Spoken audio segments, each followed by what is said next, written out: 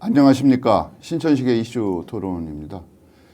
한국 사회에서 부동산 문제는 많은 분들이 관심을 가지고 있는 거의 뜨거운 이슈거리인데요. 부동산을 얼마만큼 보유하고 있느냐는 그 사람의 그 가구의 경제적 수준을 가늠하기도 할 수 있고 그 사람이 가지고 있는 사회적 지위와 계급을 표시하기도 합니다. 물론 이것이 절대적인 분류는 아닙니다만 한국 사회와 부동산 문제는 뗄래야 뗄 수 없는 긴밀한 관계를 유지하면서 최근까지도 이어지고 있고 앞으로도 지속될 것 같은 것이 많은 분들의 예측이며 전망입니다. 오늘 신천식의 이슈 토론에서는 대전, 세종, 충남을 중심으로 부동산 시장의 현황과 전망에 대해서 전문가들과 이야기 나누는 그런 시간 마련했습니다. 오늘 나오신 분 소개하도록 하겠습니다. 좌측부터 자기소개 좀 한번 해주시죠. 네, 저희는 그 행정사법인 민행24에서 근무를 하고 있고요. 현재는 저 같은 경우에는 서울의 그 영등포구청에서 직접 위탁 사업으로 저희가 수행받아서 영등포구 재개발 재건축 상담센터의 센터장을 맡고 있습니다. 박승훈입니다. 예. 네, 저는 세종에서 왔고요. 세종시 장군면에서 대지종 사업을 시행하고 있는 조동우 대표입니다. 조 대표님, 세종에서 대전 오시는데 참 많이 안 밀렸습니까? 오늘 또 뭐 마침 그쪽에 금강이 껴서 그런지 안개가 많이 꼈었습니다. 오늘 갑자기다 보니까 교통 좀 체증이 좀 있어서 오늘 좀 늦었습니다. 세종이 금강과 인접하고 있어서 이제 안개가 영향을 받는 이제 금강변 안개도시 뭐 이렇게 또 이름을 붙여도 될 것 같습니다. 이제 부동산 시장이라고 하는 것이 사실은 예측한다는 것이 어려운 문제죠. 많은 전문가 분들이 뭐 단순하게 집값이 오를 것이다 혹은 내릴 것이다 해도 맞는 경우가 그렇게 많지는 않았던 것 같아요. 저도 신천식의 이슈 토론에서 부동산 문제에 소위 내놓으라는 대한민국 전문가들과 함께 뭐 여러 번 이런 토론을 진행했습니다만 하여튼 절대적인 예측 뭐 이런 것은 존재하기 어려웠던 것이 아닌가라는 생각이 들고요. 부동산의 여러 가지 이제 특성 때문에 그런 측면도 있습니다만 먼저 저희가 항상 한국의 부동산 시장이 큰 명절, 뭐 선거 이런 것을 고비로 해서 전과 후로 이렇게 나눌 수가 있는데 이제 추석 명절이 지난 지가 얼마 안 됐으니까 추석 이전의 부동산 시장 현황과 추석 이후의 부동산 시장 동향이 어떻게 차이가 있는지 그 얘기부터 이야기를 시작하도록 하겠습니다. 조동우 대표님 숨 좀 고르셨으면 네. 뭐 세종을 중심으로 해서 말씀해 주셔도 좋고 네. 예, 지역의 부동산 시장의 변화에 대해서 말씀 좀 해주시죠. 네, 지금 뭐 부동산 시장 내에서 뭐 수도권과 또 이제 세종시가 이제 행정 수도로 가는 마당에 이제 가장 최근에 가장 큰 신도시다 보니까 부동산 이슈는 항상 핫 이슈로 중심지였던 건 사실인 것 같습니다. 세종시가 이제 출범 이후에 지금 최근에 문재인 정권 초기부터 시작을 해서 퇴임 시까지 뭐 급등하던 시기였습니다. 급등을 하던 것이 뭐 코로나 이전에 이제 뭐 급등세의 후유증으로 또 제일 먼저 또 급락을 했습니다. 급락을 하다가 요즘 이제 또 이제 뭐 반등이라고 하죠. 반등이라고 해서 이제 전국에서 가장 많이 빨리 오르고 빨리 내려오기 시작했고요. 다시 반등도 전국에서 가장 먼저 시작을 했죠. 작년도 이제 하반기부터 다시 반등을 시작해서 조금씩 뭐 조금 전국 시장을 지금 뭐 거의 20몇 주째로 알고 있는데요. 계속 시장을 이끌고 오다가 요즘 추석 전에 조금 행보를 조금 하고 있습니다. 그리고 이제 그 이유를 좀 부동산에 이제 종사하신 분들 여쭤보니까 국회 의사당 법은 이미 2년 전에 여야 합의에 의해서 통과됐는데 국회 규칙 이 변경안이 이제 나와서 이게 이제 거의 2년여간 답보를 했었습니다. 그 부분 때문에 그게 이제 국회 규칙이 아마 추석 전으로 통과될 거라는 뉴스에 따라서 그 수요자들이 매도자들이죠. 특히 그분들이 조금 물건을 이렇게 금매물 소진 이후에 조금 지고 있었다고 합니다. 그분들이 이제 기대감에 의해서 조금 이제 답보를 하다가 이제 이번에 926 대축이죠. 926 이제 주택 공급에 대한 이제 활성화 대한 이제 방안이 나왔는데 요거에 대해서도 이제 뭐 기대감이 여러 가지가 섞여서 기대를 했는데 사실은 이번에 이제 고금리하고 이제 원자재 상승을 해서 이제 시공비 이제 상승이 돼가지고 그거에 대한 이제 부담도 사실은 이 시장에서 다 지금 담아내기가 좀 어려웠던 부분이 있었던 것 같습니다. 그래서 추석 이후에 오히려 지금 제가 이번에도 시장 조사를 조금 해보니까 금매물을 가지고서 조금 뭐 버티던 분들이 조금 많았는데 금매물 소유가 다시 시장이 이제 풀리면서 지금 매도물은 많이 나오고 있고 지금 이제 다시 이제 뭐 활성화될 것 같은 분위기는 있으나 여전히 조금 고금리하고 여러 가지 이제 문제로 인해서 지금 조금 답보 상태에 있다. 매물은 많이 나왔는데 매수자들이 지금 담아내기는 조금 어려운 시장이다라는 상황까지는 체크하고 있습니다. 아직은 금매물조차 모두 소진되는 상황은 아니다. 네, 맞습니다. 우리 박승훈 대표 센터장께서는 이제 영등포구청에서 재개발 재건축 상담 센터장이시죠? 네. 이제 서울이 어떻게 보면 한국 부동산 시장의 축소판이면서 전체적인 거울 같은 역할을 하고 있다고 생각을 해요. 서울에서 바라보고 있는 부동산 시장의 그 변화 추세, 추석 전과 추석 이후가 뭐가 좀 차이가 있을 수 있나요? 지금 방금 전에 이제 그 조동호 대표님께서 말씀하셨는데요. 전반적으로 지금 우리나라 부동산 시장 자체가 전반적인 하락세에 지금 있는 부분은 확연한 것 같습니다. 그래서 그 이유가 최근에 이제 금리 인상이라든지 금리 인상이 8월 24일에 그 0.5% 한국 그 은행 금리가 이제 인상이 된 부분이 있고요. 그러다 보니까 아무래도 매출 이제 그 매수하고자 하는 그 매수세가 좀 주춤하면서 이제 그런 어떤 소비 욕구를 일으키지 않는 부분이 있고 또 그다음에 대출 규제가 상당히 좀 강화된 부분이 있습니다.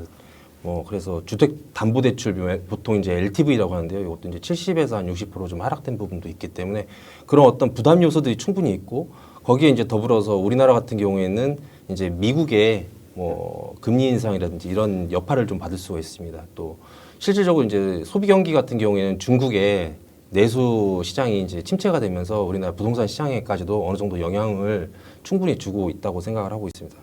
그래서 추석 이전에 대전 시장 이제 세종 시장을 말씀하셨기 때문에요. 대전 시장 같은 경우에는 7월 넷째 주에서 8월 셋째 주까지 이때는 한 0.21% 정도 이제 상승을 했다가 이제 추석 이제 9월 셋째 주에 이때는 다시 이제 한 0.16% 정도 하락이 되는 그런 전반적인 하락 추세를 가고 있는데요.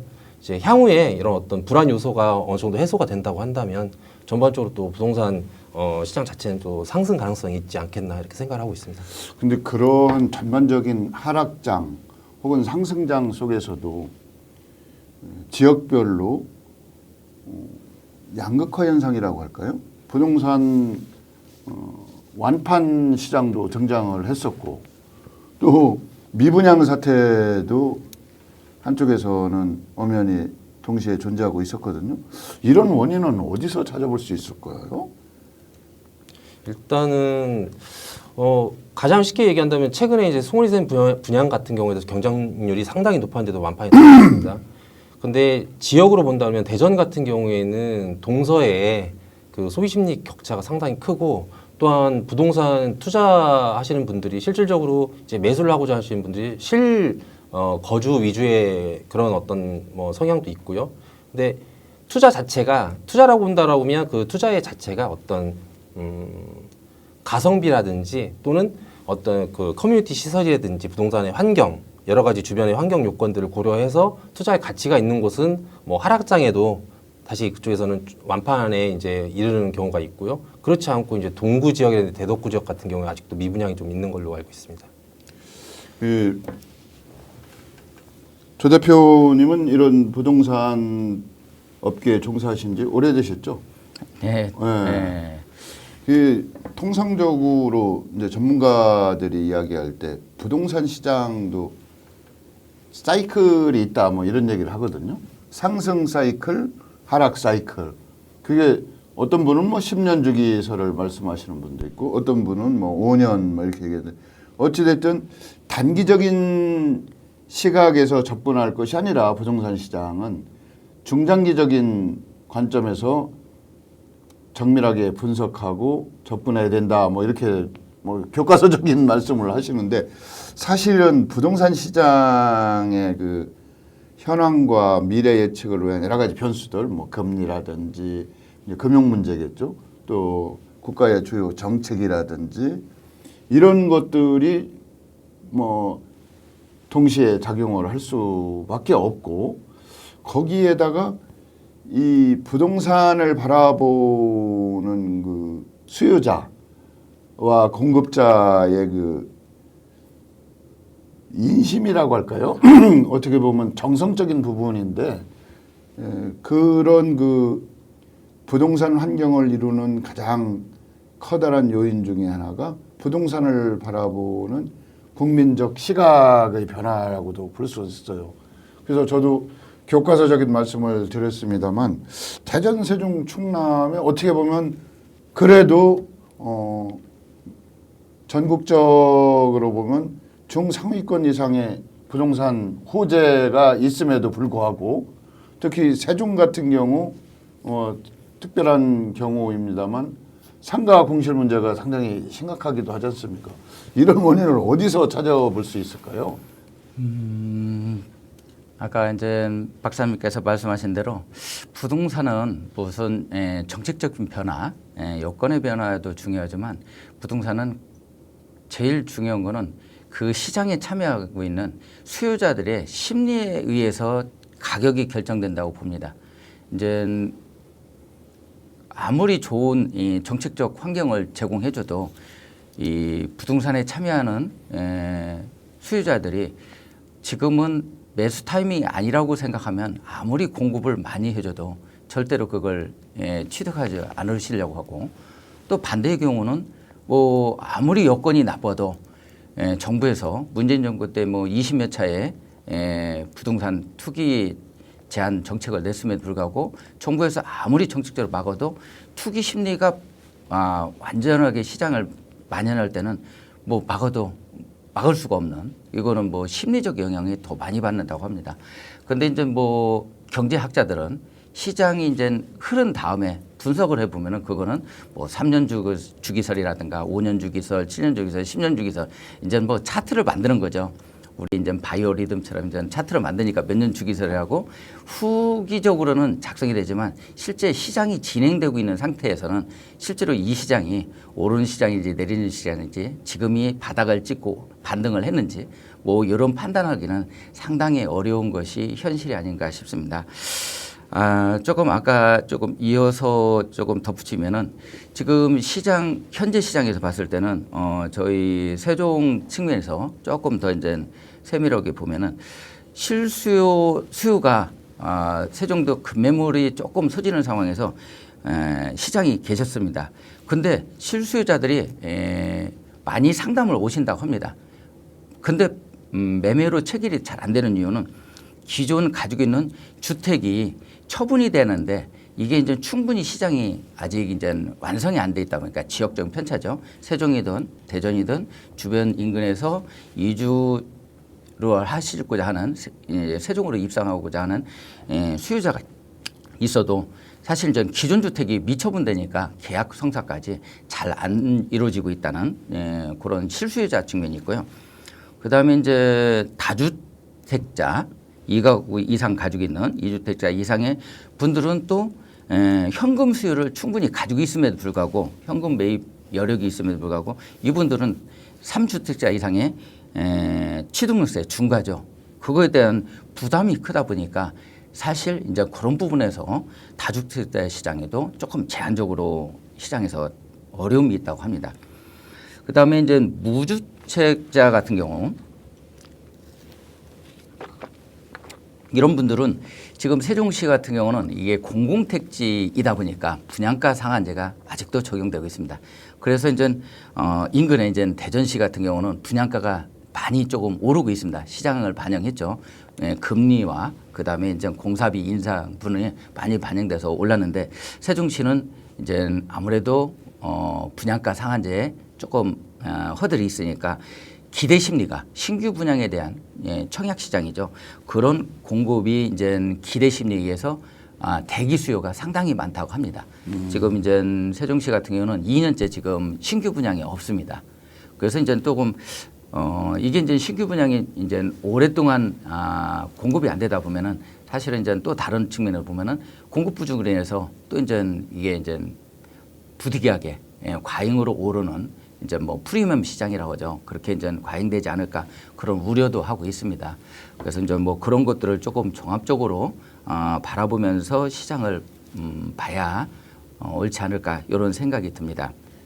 이게 부동산 시장을 그 관장하는 국토부가 이제 주무 부서가 되겠죠.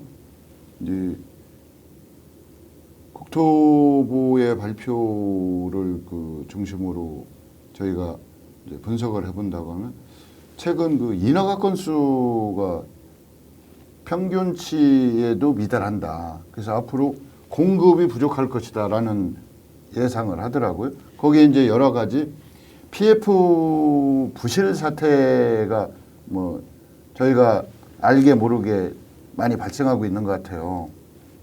그래서 이런 측면에서 보면 향후 부동산 시장의 핵심적인 요소 중에 하나가 공급 부족이 될 것이다라고 예측하시는 분들이 많더라고요. 그런 면에서는 우리 박승훈 센터장은 어떻게 보고 계세요? 오늘 이제 주제가 전반적으로 이제 부동산이라고 한다면 가장 현재 저희가 가시적으로 보이는 원인들이 이제 전반적으로 하락세로 이제 가고 있는 원인들이 이제 서두에 말씀드렸던 금리 인상이라든지 대출 규제라든지 뭐 경기 침체라든지 이런 부분을 빼놓고는 말씀을 드리기가 좀 어려운데요. PF 시장 같은 경우에는 지금 이제 2022년도 하반기 이후에 그 전반적으로 그 금리 인상과 대출 규제 좀 강화가 되면서 사업에 대한 어떤 수익성이 상당히 지금 떨어져서 PF 시장 자체가 아예 그냥 침체가 심각한 상태로 되어 있습니다. 근데 이런 부분이 그 어떤 제도적인 부분에서 해소가 된다면 PF 시장은 다시 또 충분히 활성화가 될 수 있는 그런 시장으로 바라보고 그건 있습니다. 제도의 문제다. 네네네. 제도적 개선이나 보완이 있으면 얼마든지 여건이 바뀐다. 뭐 네네. 이런 얘기죠. 네네네. 이제 뭐 물론 맞죠. 서로 여러 가지 단위 요소들이 복합적으로 작용하는 것이 부동산 시장의 특성이긴 합니다만 지금 이제 이런 부분의 여파가 뭐 중견 건설사까지 포함해서 건설사 부도에 대한 우려가 상당히 심각하고 있는 건 사실인 것 같아요. 그래서 건설사가 뭐 심지어 어떤 언론은 줄도산 뭐 이런 그 타이틀까지 붙였더라고요. 뭐 이런 부분이 건설 경기의 침체 혹은 부동산 경기의 악화하고도 맞물리는 측면이 있단 말입니다. 그래서 이제 대전, 세종, 충남이라고 하는 지역이 한국의 부동산 시장하고 전혀 무관할 수는 없지 않습니까? 고립적으로 돌아가는 건 아닐 테니까. 그럼에도 불구하고 저희가 이 지역에 거주하고 있으니까 이 지역에 대한 관심 중에 하나일 테고 특히 세종은 전국적인 관심의 대상이 될 수밖에 없어요. 그래서 지금 청약 시장에서 뭐 한 몇 년째 대기 수요가 증가하고 있다. 근데 이제 그런 부분이 또 이제 다른 이거야말로 중앙정부 혹은 국회에서 세종시를 바라보는 뭐 여러 가지 상반된 관점도 있을 테고 뭐 상호 의존적인 이런 그 시각이 어떻게 작용하느냐가 상당히 중요할 거라고 생각합니다. 근데 어떤 면으로 보면 중장기적으로 보면 세종시가 갖고 있는 여러 가지 호재성 소재는 많아요. 그럼에도 불구하고 세종시가 당초 기대만큼 그 가격을 유지하고 있느냐 이런 얘기를 한다면 조금 의구심을 표할 수도 있거든요. 그건 왜 그래요? 일부분 뭐 이제 입장의 차이에 조금씩 시장에 참여하신 분들의 입장의 차이가 있을 수 있는데 일단은 뭐 기대감에 의해서 지금 박사님께서 말씀하신 대로 기대감에 의해서 일정 부분 적정하게 지난번 시세가 적정한 가격까지 올랐던 거냐. 지방도시 치고는 너무 많이 올랐던 것이다 라는 평가의 결과에 따라서 소비자들이 이제 어떻게 평가했느냐에 따라서 지난번에 급등세와 급락세를 겪고 다시 이제 반등을 오는 이 사이클에 하여튼 이제 뭐 지표에 나타나고 있지 않는가 생각합니다. 그래서 결국에는 이제 시장 참여자들, 공급자와 이제 수요자들의 이제 그 반응에 따라서 가격이 형성된다 아까 말씀드렸는데요.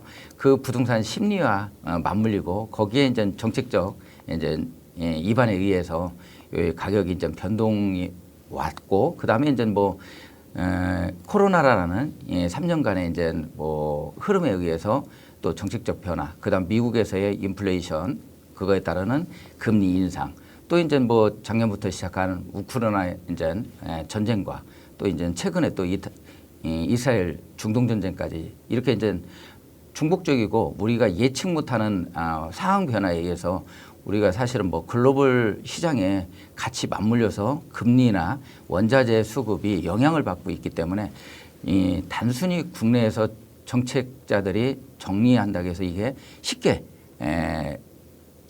시장 변화가 이루어지기는 조금 당분간은 어렵지 않을까 이런 생각을 해봅니다. 근데 이제 물론 맞아요. 국제화, 세계화의 흐름 속에서 금리 기조도 이제 미국을 중심으로 우리가 주요 거래 대상국과의 그 영향을 무시할 수는 없고 그게 이제 분명히 존재하는 건 사실입니다만 그럼에도 불구하고 한국적 특수 상황이라고 하는 게 있거든요. 한국의 부동산 가격을 미국이나 일본의 부동산 가격하고 단순 비교하는 건 무리가 있을 거라고 저는 생각을 합니다. 이제 그래서 이제 아까 말씀하신 일정 부분 뭐 특정 지역 뭐 세종시만 그런 건 아닐 테고 너무 그 가격 책정이 너무 그 고가격으로 유지되고 있었다. 일정 부분 저 동의도 합니다. 급상승이 원인이라고 하는데 거기에 또 뒷받침해 줄 만한 여러 가지 주요한 소재가 없음에도 불구하고 급상승한 부분이 있어요. 거래가 자체가. 호가가 늘면. 근데 그게 어느 날 갑자기 급락을 하니까 주변에서는 상당히 그럼 지금까지는 거품이었었나? 이게 지금 거품이 빠진 건가? 그러면 과거에 한 3년, 4년 전에 비교해서는 그때보다는 또 분명히 오른 건 사실이거든요. 그럼 그것도 저희가 거품이라고 하는 측면도 있고 뭐 여러 가지 현실적 여건을 반영한 거라고 할 수도 있겠지만 그게 어떤 측면이 더 많았을까요? 세종시는? 이제 뭐 글로벌적 환경으로 보면은 코로나 3년 동안에 이제 코로나 시대를 겪으면서 국내도 그렇고 지금 미국에서 유동성을 엄청나게 전 세계에 뿌렸습니다. 그 영향을 한국도 당연히 받았고요. 또 코로나 극복에 있어서 한국 정부는 잘 대응을 했었기 때문에 거기에 대해서 전 세계 전체적으로 GDP가 하락세에도 불구하고 한국은 상당히 선방하는 그런 영향이 결국에는 유동성으로 국내에 이제 많이 유입이 됐었죠. 그 자금이 갈 곳이 사실은 그 당시에 부동산으로밖에는 갈 수 없는 환경이었었죠. 그것이 급등세를 더 다른 국가들도 똑같이 했지만 특히 국내에서는 더 많이 그 시장에 영향을 미쳤다고 봅니다. 그래서 이제 지나치게 코로나로 인한 영향이 굳이 글로벌적으로 본다면 있었다고 봐야 되고요. 뭐 국내적으로는 이게 이제 자금이 다양한 곳, 산업이라든가 뭐 다른 시장에도 충분히 이렇게 골고루 시장에 이제 반영되었더라면은 부동산으로만 이렇게 쏠림 현상이 덜했을 텐데 그 당시는 아마 시장 자체 아까도 이제 부동산은 심리라고 했는데요. 이 시장에 참여하신 분들이 거의 주식 시장보다도 주식이나 채권 시장보다는 충분하게 부동산으로 많이 쏠림이 있었기 때문에 정책을 정부에서 많이 제한 정책을 냈음에도 불구하고 급등세를 막을 수 없었다. 그리고 그거에 따르는 이제 후유증으로 또 급락이 곧바로 이어지게 되는 지역이 특히 세종시가 주요 지점이 아니었나라고 생각이 듭니다. 제가 이제 세종시 부동산 문제를 우리 조 대표님께 자꾸 여쭤보는 이유 중에 하나는 세종시의 부동산 시장이 어떻게 보면 한국 부동산 시장의 특징을 모두 다 갖추고 있다고 저는 생각돼서 그래서 이제 말씀을 드려보는 겁니다. 네.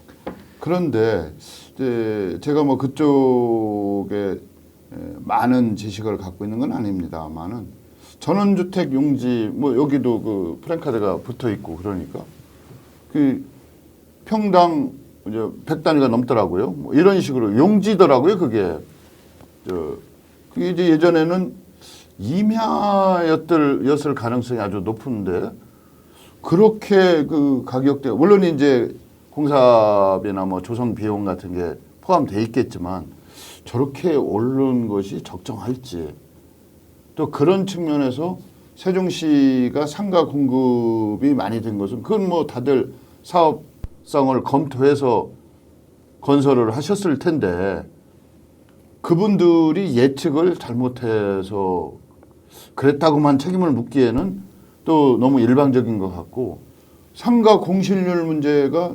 세종시의 오랜 숙제이면서 수건이 될 수가 있어요.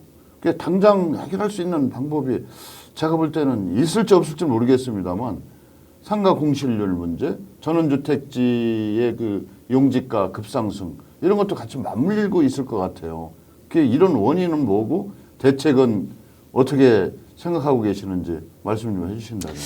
네, 뭐 첫 번째 조금 큰 담론입니다만은 일단은 아파트 시장, 주거 시장 중에서 이제 세종시는 공급의 이제 주택 시장의 거의 80% 이상이 아파트에 몰려 있죠. 지금 뭐 대한민국 자체가 이제 아파트 공화국으로 표현할 만큼 아파트가 공급 주류이기도 하지만 세종시는 이제 신도시를 건설할 때 처음에 반영이 많이 되어 있습니다. 그러다 보니까 아파트가 이제 제일 먼저 반영이 되기 시작했습니다. 2012년도 세종시가 출범하고 초기 2014년, 15년까지도 세종시가 부분 아파트 미분양 사태가 있었습니다. 그런데 2015년 이후에 정부 청사가 1단계, 2단계, 3단계 차질 없이 이전을 함에 따라서 기대 심리에 의해서 아파트 가격이 상당히 많이 오르게 됩니다. 그 방향이 이제 뭐 박근혜 정권 후기부터 시작해서 문재인 정권 말기까지 계속 흐름을 타고서는 계속 올라가게 됩니다. 그 과정에 의해서 이제 아파트 시장은 충분히 견인을 해줬고요. 그 중간에도 몇 차례의 투기 제한 정책들이 있었습니다. 그거에 따라서 아파트 시장이 부분적으로 이제 주택, 상가나 주택으로 이전이 되게 됩니다. 이제 초기에 이제 상가 시장이 먼저 시장을 이끌었다고 하면 나중에는 다시 주택 토지 시장이 이제 또 따라가고 또 이제 뭐 그 정책 변화에 따라서 소비자들은 그 핀셋 정책이죠. 핀셋 제한 정책에 따라서 소비자들은 투자자들은 시장을 왔다 갔다 이렇게 하게 됩니다. 그거에 따라서 또 이제 핀셋 정책에 따라서 또 제한이 들어오면 또 다른 시장이 이제 아파트, 상가, 토지 시장이 이렇게 돌아가면서 사이클처럼 이제 계속 오다가 이것이 이제 뭐 전체적으로 흐름을 올라가게 만든 거는 코로나 사태에서 유동성 확대가 가장 큰 요인이었다고 아까도 말씀드렸고요. 그래서 그거에 따른 이제 피로감이 이제 쌓인 것이 이번에 이제 가장 최근에 급락세입니다. 급락세에 의해서 이제 또 이제 어느 정도 매물이 거의 뭐 전국적으로 또 이제 전체적으로 거의 반값 내려왔을 정도까지 쭉 내려오게 되고 그거에 따라서 다시 반등하는 세력이 되긴 되는데요. 아파트도 마찬가지 그 가격을 똑같이 영향을 받았고요. 상가 부분, 토지 분양도 다 영향을 받고 있습니다. 그런 것들은 어차피 이제 시장 전체적으로 보는 측면이 더 맞다고 봅니다. 그래서 아까 조금 전체적인 담론 측에서 바라봐야지 단기적으로 각 시장분, 상가라든가 뭐 지금 상가 공실이 초기의 공급과 수요 시장을 충분히 예측을 못 해준 거죠. 그래서 이제 지나치게 LH나 행복청 입장에서도 지나치게 공급을 초기에 공급자들이 많이 한 겁니다. 그리고 시장에서 충분히 그걸 담아내지 못해서 이제 그 비싼 분양가와 임대료를 감당을 못하니까 결국에는 또 시장의 공실화를 심각하게 이제 이루어왔고요.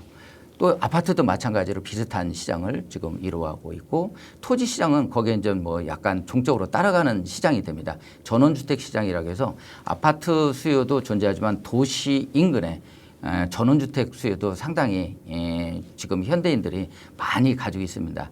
그런 이제 특히 이제 두 부류로 나눌 수 있는데 전원주택 수요는요.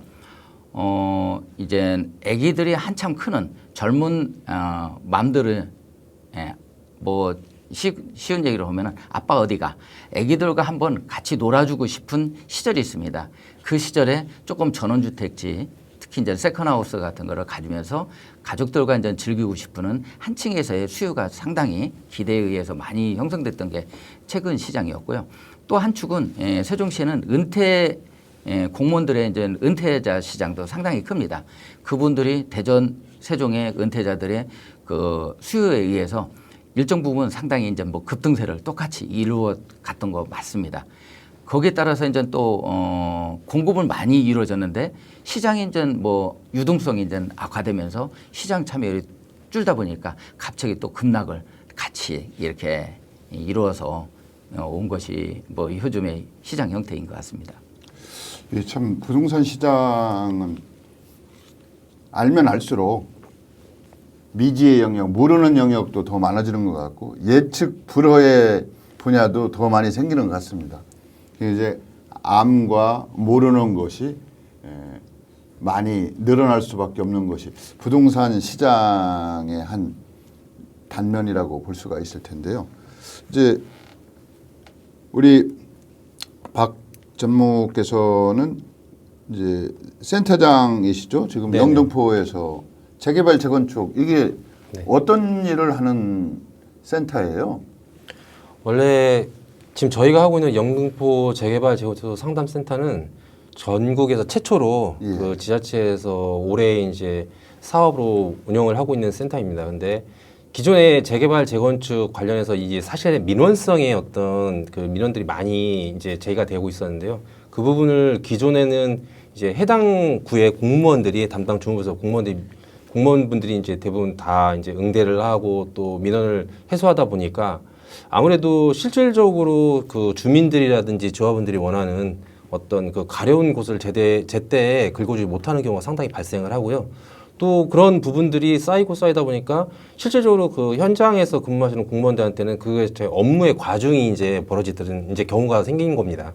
그래서 영등포구에서 최초로 이제 이런 상담 재개발 재건축에 관련한 어떤 상담을 민간에서 상담을 해주다 보면 좀 더 공무원분들이 받는 어떤 업무의 하중도 많이 감경시킬 수가 있겠고 또 실질적으로 주민분들이나 조합원분들이 그 사실 우리가 관공서를 방문해서 뭐를 물어본다는 것 자체가 상당히 좀 심리적인 부담감이 좀 있지 않습니까?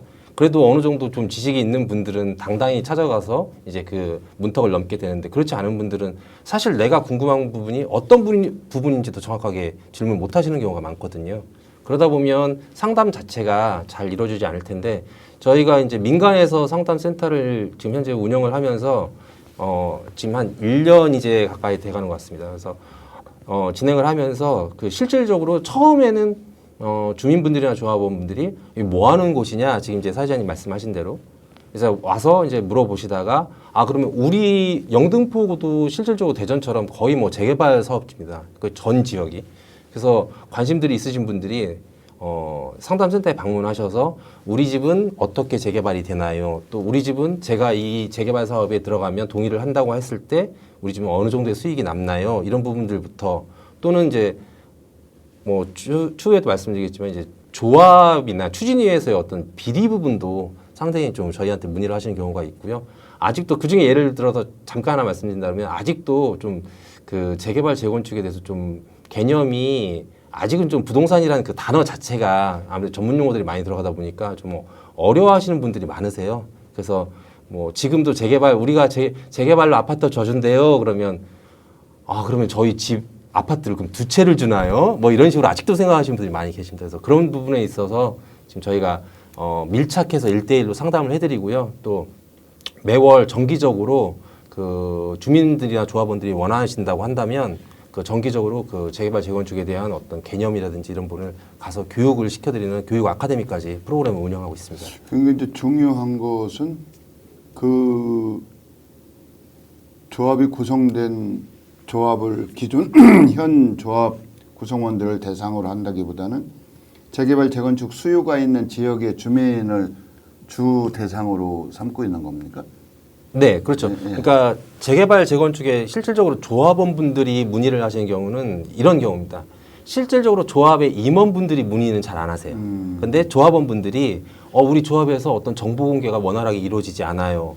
지금 계약건이 좀 뭔가가 이상해요. 이런 거에 대해서 문의를 하시고요. 그다음에 또 추진 단계에 있는 분들, 그런 분들은 우리가 어떻게 어떤 방법과 절차를 거쳐서 가야 되는지 이런 것들을 문의하시는 거죠. 사실은 이제 중산층을 포함해서 한국 사회에서 부동산 1가구 1주택이 됐던 뭐 드문 사례로 다가구 소유가 됐던 다주택 소유자가 됐던 이 부동산 문제는 가계 자산의 대부분이라고 볼 수밖에 없어요. 그게 그 자산의 가액 자체가 평가액 자체가 변화되는 거거든요. 플러스가 되든 마이너스가 되든 재개발 재건축에 대한 관심은 그런 경제적 동기도 무시할 수 없다고 저는 생각을 해요.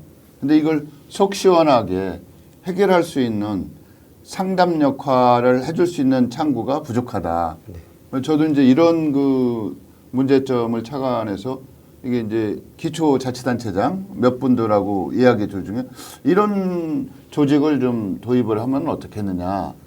근데 그분들이 필요성에 대해서는 동의를 하면서도 한 분 같은 경우는 이게 별로 효과가 없다 기대만큼 또 하나는 이렇게 되면 또 내내 공무원이 담당 공무원이 지도 감독은 해야 되는 업무 공무원 업무가 줄어드는 건 아니다 뭐 이러는데 그 영등포청 사례는 어떻습니까? 지금 영등포 같은 경우에는 사실 지금 말씀하신 대로 초기에 이게 그 지자체 단체장이었던 공약 사업이었습니다. 그래서 공약 사업을 시행하면서도 상당한 우려가 자체에서도 많았던 걸로 알고 있습니다. 왜냐하면 재개발 재건축이라는 어떤 특별한 어떤 그 사업이라는 것 자체가 어떤 사전에 정보가 오픈이 돼서는 또 안 되는 부분도 있고 투기 심리가 있기 때문에 저희한테 현재도 여기 투자해야 되나요 말아야 되나요 이런 걸 또 물어보시는 이제 투자하시는 분도 계세요. 그래서 그런 부분들이라든지 또 실질적으로 이런 상담이 이루어졌을 때 공무원분들이 그동안에 이제 민원성에 응대를 하셨을 때 공무원이 가지고 있는 충분한 권한과 책임과 이런 역할들이 있는데 민간업체에서 이런 부분을 상담을 하게 된다면 아무 권한도 없고 정보도 명확하지 않은 상태에서 어떤 상담이 되겠느냐. 결국엔 그 상담 자체가 다시 돌고 돌아서 회전문처럼 우리한테 공무원분들이 다시 돌아오는 거 아니냐라는 그런 우려가 상당히 우려가 있었거든요. 뭐 당연할 수 있죠. 네, 그랬었습니다. 그랬었는데 지금 저희가 내년도에 오히려 영등포구청에서 저희한테 영등포구 안에 상담센터 제2 상담센터를 하나 더 추가로 개소하기로 일단 확정이 됐습니다. 그래서 실질적으로 그 구에서 아마 자체 조사를 했던 것 같아요. 주민분들이나 조합원분들한테 했더니 일단은 첫 번째로 구 내부에서는 업무의 피로도가 상당히 줄었다라는 게 이제 전반적으로 실질적으로 이게 필드에 계시는 이제 공무원분들 말씀하시는 거고요. 그다음에 주민들의 만족도가 저희가 전체적으로 밀착해서 상담을 해드리고 하다 보니까 어떤 개념의 이해라든지 이런 부분도 쉽게 설명을 해드리거든요. 그래서 이제 현장에서의 그런 사례들을 직접 내 재산에 관련된 부분을 상담을 해드리기 때문에 그런 부분에서 상당히 긍정적인 좀 효과를 내고 있다고 좀 저희뿐만 아니라 객관적으로도 좀 평가를 하고 있는 것 같습니다. 그 이제 그 신현식 이슈 토론이 다양한 주제 또를 생산하고 때로는 확산하고 체계화시키고 뭐 이런 역할을 하려고 노력을 하고 있습니다만 또 그런 다양한 전문가 인적 네트워크도 이제 저희가 갖추고 있어서 이제 그런 점에 착안해서 이제 그 시민들 중에서도 재개발 재건축 구역에 거주하고 계신 분들, 거기에 토지나 가옥을 보유하고 계신 분들은 이런 걱정과 동시에 관심이 있어요. 근데 이걸 해결할 수 있는 아니 뭐 길이 전혀 없는 건 아니죠. 뭐 구청을 가서 얘기해도 되고 시청을 가서 얘기해도 되고 뭐 또 전문가들 상대로 물어볼 수도 있습니다만 이런 다양한 무슨 강좌 프로그램도 많이 있어요. 많이 있는데 그래도 신뢰할 수 있는 공적 기관에 가서 답을 듣는다는 것이 중요하거든요. 근데 그런 것은 충분히 행정의 영역에서도 얼마든지 감당할 수 있는 부분이고 또 부족하다면 저 우이수탁을 하고 계신 거죠. 네, 거기서 맞습니다. 네. 우이수탁 업무를 할 수도 있고 하여튼 이런 쪽에 이제 신현식 이슈 토론에서도 관심이 있고 또 이제 부동산 문제는 많은 분들이 관심을 안 가질 수 없는 그런 중요한 상황이기 때문에 앞으로도 계속해서 그런 업무를 직접 실행하면서 겪었던 이런저런 보완점이나 개선점, 장점이나 또 앞으로 어떻게 확산시킬지 뭐 이런 안은 같이 좀 얘기 좀 해주시죠. 예, 기대를 좀 하겠습니다. 예, 세종시가 세계적 도시로서의 위상과 명분을 갖고 출범했거든요. 뭐 균형 발전이라고 하는 이런 그 어떤 국내적인 그 요구도 있었지만 또 한편으로는 한국을 대표할 수 있는 세계적 국제도시. 그런데 그 세종도 보면 원도심이 있고 구도심이라고 해야겠죠. 신도시가 또 있어요. 지금 보면 청사 주변은 신도시, 조치원을 비롯해서 뭐 면소재지나 이쪽은 아직도 구도심 내지는 도시의 형태를 미처 갖추지 못하면서 세종시라고 하는 그 국제도시의 품에 편입된 이런 분들이 있어요. 그래서 그쪽은 재개발 재건축에 대한 수요가 있을 거라고 생각이 됩니다. 그런 움직임도 있을 테고요. 어떻습니까? 그 조치원 중심으로 재개발 재건축에 대한 수요도 있지 않을까요? 네, 예. 뭐 충분히 지금 이제 담아놔야 될 시점이 이제 다가오고 있을 것 같습니다. 그런 부분에 있어서는 뭐 지역 주민들이 지금 이제 조치원 읍하고 면 단위로 이제 세종시가 구성돼 있죠. 그 다음에 신도시 23개 동으로 이제 이루어져 있는데요. 그 구도심 이제 원도심에 해당되는 조치원을 중심으로 이제 원도심에 이제 활성화 방안이라고 해서 전임 시장부터 시작해서 현재 시장님까지 계속 뭐 노력을 하고 계시고 그 다음에 시장 참여하시는 뭐 시행사나 시공사 측에서도 여러 가지 다각도로 지금 알아보고는 있는데 그 동안에 아까 이제 전자에 말씀드린 대로 이게 이제 신도시 가격 변동에 따라서 구도시도 이제 가격이 상당히 반영이 되었습니다. 그래서 이제 토지 원가가 이제 오름에 따라서 재개발 재건축 시장이 있긴 하지만 아직은 뭐 충분히 수도권이라든가 특히 대전시처럼 조금 이제 시간이 더 흘러야 조금 완성도가 조금 더 가지 않을까라는 생각이 듭니다. 충분히 시장에서는 지금도 뭐 재개발을 준비하시는 저희 주변의 시행사 사장님들도 몇 번 토지 매입을 열심히 하고 계시고 주상복합이라든가 이제 아파트를 개발하기 위해서 노력을 하고 계신 분들이 계셔요. 지금 또 이제 뭐 인허가로 들어가신 분도 있고. 그런데 세종시는 아직도 신도시와 아까 이제 비도시 간의 이제 차이가 굉장히 극명한 지역입니다. 이제 도시화가 아직 뭐 이제 10년째, 이제 뭐 햇수로는 11년차가 다가오고 있습니다만은 아직은 이제 뭐 초년기다 보니까 그런 것들이 조금 완숙기에 들어서지 못한 모습을 충분히 보이고 있습니다. 그것 따라서 아무래도 이제 구도심은 준비는 하고 있으나 서울 수도권, 서울을 중심으로 한 수도권이나 대전시 같이 활성화 단계는 아직 이르지 못했다. 이렇게 보시는 게 맞을 것 같습니다. 저도 그 청춘조촌 프로젝트에 몇 년간 저희 프로그램이 매월 1회씩 직접 가서 토론회도 주관하고 뭐 그걸 영상에 담아서 송출도 하고 뭐 이렇게 했던 기억이 나는데 이제 재개발 재건축이라고 하는 그런 측면보다는 도시 재생이라고 하는 차원에서 여러 가지 프로그램을 진행했던 걸로 전 기억이 납니다. 도시에 속한 그 지역 자산 중에서 문화 정체성을 이룰 수 있는 문화 자산 쪽에 치중해서 전통시장 활성화라든지 거기에 그 상수원 관련 시설을 문화 공간으로 꾸민다든지 뭐 이런 그 프로젝트를 진행할 때 저도 일정 부분 좀 같이 관여했던 그런 기억이 나는데 어찌됐든 재개발 재건축이 본래부터 갖고 있던 생활 인프라 기반이 제대로 갖춰졌느냐 갖춰지지 않느냐 뭐 이런 측면도 있지만 주민들의 삶의 질을 향상시키고 만족도를 제고시킨다는 차원에서 보면 뭐 그런 수요도 당연히 있을 거라고 생각이 됩니다. 이제 한국 부동산 시장의 그 가격 이런 얘기를 얘기할 수밖에 없는데 한쪽 측면에서는 가격 상승 요인도 충분합니다.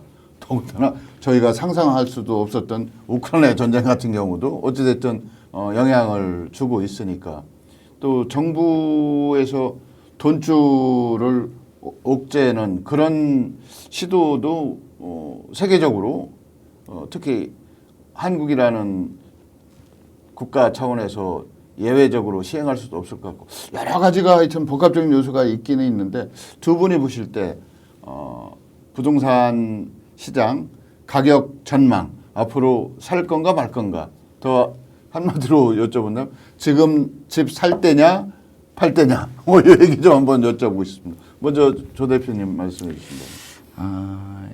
뭐 우리 박성훈 센터장께서 저 수도권에서 오셨으니까 전국적인 상황을 말씀해 주신 거고 저는 국지적으로 세종을 중심으로 해서 그렇게 하실까요? 조금 말씀을 네, 드리는 게 그럼. 네. 좋을 것 같습니다. 좁혀서 세종시 같은 경우는 뭐 지금 이제 뭐 현재 상황에는 급락 단계에서 뭐 저점을 찍었다라고 많이 얘기도 하십니다. 상반기부터 지금 하반기까지 꾸준하게 그 추이세로 보면은 이미 반등세에 분명히 들어왔던 시장인 거는 확실한 것 같습니다. 요즘 조금 최근 들어서 약간 주춤하긴 하나 장기적으로는 계속 상승세를 갈 텐데 이제 이 기간이 얼마큼 빨리 이제 엑시트를 할 수 있느냐 문제인데 제가 볼 때는 조금 보수적으로 조금 보고 있습니다. 당분간 한 짧게는 1년, 길게는 2년 정도에 아직도 횡보장을 더 가지 않을까. 이거는 지금 이제 뭐 금리 미국의 이제 인플레로 인한 그 고금리 상태의 유지와 그것을 또 조금 유가가 조금 이번에 안정화돼서 내려갈 상황에서 또 전쟁으로 중동 전쟁으로 해서 다시 또 반등을 또 시작했습니다. 뭐 그런 국제적인 이제 시장 변화에 따라서 이게 이제 뭐 금리가 이제 시장에 이제 하락으로 들어간다라는 신호가 시작을 해야 되는데 아직도 그것이 끝나지 않았다는 이제 미국 측에 아직도 이제 뭐 전망이 우세합니다. 그런 거에 대한 어떤 소비자 수요자들의 심리가 반영이 돼가지고 당분간 뭐 저희 시장에 이제 세종시에 있는 여기 부동산 관계자들 말씀 들으면은 내년 상반기 정도에는 조금 풀릴 수 있는 가능성이 있지 않을까라고 기대를 했습니다만은 요즘 분위기 봐서는 이게 최소 6개월에서 최소 1년 정도 더 길어질 가능성이 있다. 그러면은 더 길게 횡보장이 갈 가능성이 있다. 이제 계속해서 지금 반등세가 상반기 시작한 반등세가 하반기를 거쳐서 내년 초기에 이제 조금 추세장이 갈 걸로 예측을 했다가 이제 뭐 국제 정세가 이렇게 변화가 있으니까 이걸 반영해서 조금 횡보가 조금 더 길어지지 않을까라는 생각이 대다수인 것 알겠습니다. 같습니다. 그 박 센터장의 견해는 또 어떠세요? 일단 그 한국의 첫 번째 질문에 우리가 이제 한국의 부동산 가격이 적정한가에 대해서는 여러 전문가분들 중에서도 상당히 좀 생각하시는 이제 결론 내리고 있는 부분이 양분되어 있는 걸로 알고 있습니다. 그래서 가격이 적정하다는 전문가분도 계시고 또 적정하지 않다라는 분도 계신데 저 개인적으로는 적정하지 않다라는 쪽에 좀 동의를 하고 있습니다. 예를 들어서 2023년도 기준으로 해서 그 서울의 아파트 평균 매매 가격이 약 한 10억 정도 되거든요. 그러면 그냥 평균 연봉을 1억이라고 봤을 때 10년을 그대로 모아야 집을 한 채 살 수 있을 정도의. 근데 실질적으로 1억이라는 그 평균 연봉은 나오지가 않거든요. 그래서 이런 부분에 있어서 그 OECD 국가 중에서 우리나라 가장 고가의 아파트 분양을 지금 하고 있다, 거래가 이루어지고 있다라고 이제 높은 수준이다라고 평가를 하고 있고요. 이런 부분에서 이제 정부의 숱한 부동산 정책의 어떤 실패로 인해 가지고 전반적으로 서민들의 주거 안정이 좀 위협을 받은 부분이 있겠고 또 이제 말씀 안 드렸던 부분 중에서는 이제 우리나라의 부동산 거래 자체가 중개업체를 통해서 보통 거래가 이루어지다 보니까 이 부동산 거래 정보 자체가 투명하게 공개되어 있지 않거든요. 그래서 부동산 중개업체에서 부동산 가격을 또 리딩을 할 때도 있고 이런 상황이기 때문에 부동산 가격 자체가 좀 왜곡이 되는 경우가 있기 때문에 좀 가격은 좀 적정하지 않다라고 생각하는 부분이 있고 만약에 부동산 이제 구입 시기에 적기라고 한다면 사실 되게 어려운 부분이긴 한데요. 이제 그런 부분은 현재의 추세로라면 어떤 주변의 여러 가지 정세라든지 조건이라든지 이런 부분 차치하고라도 개인의 어떤 재무 상태라든지 투자 목표 여기에 맞게끔 투자를 해야 되는 게 향후 장기적으로 상승이 된다고 봤을 때는 그게 옳겠다라는 생각이 좀 들고 있습니다. 예, 잘 보셨습니까? 여러분들의 주요 관심사 중에 하나가 부동산 문제라고 많은 분들이 얘기를 하시고 또 사실이 그렇습니다. 여러분들이 돈을 많이 갖고 계신 아주 예외적인 부자가 아니라고 한다면 대개가 뭐 집 한 채, 약간의 예금, 자동차 한 대 이게 뭐 한국 중산층의 대체적인 경제적 수준이라고 많은 분들이 얘기를 하시는데요. 이제 그 중에서 우리 가구의 재산의 대부분을 차지하고 있는 부동산 문제. 내가 팔고 떠날 건 아니더라도 가격이 오르는 거, 또 떨어지는 거 여러분 관심 많으실 겁니다. 오늘 시사시기 토론에서 말씀드린 내용이 여러분들에게 얼마나 도움이 됐을지 도움이 되기를 기대하면서 오늘 시사시기 토론 여기서 마치도록 하겠습니다. 감사합니다. 고맙습니다.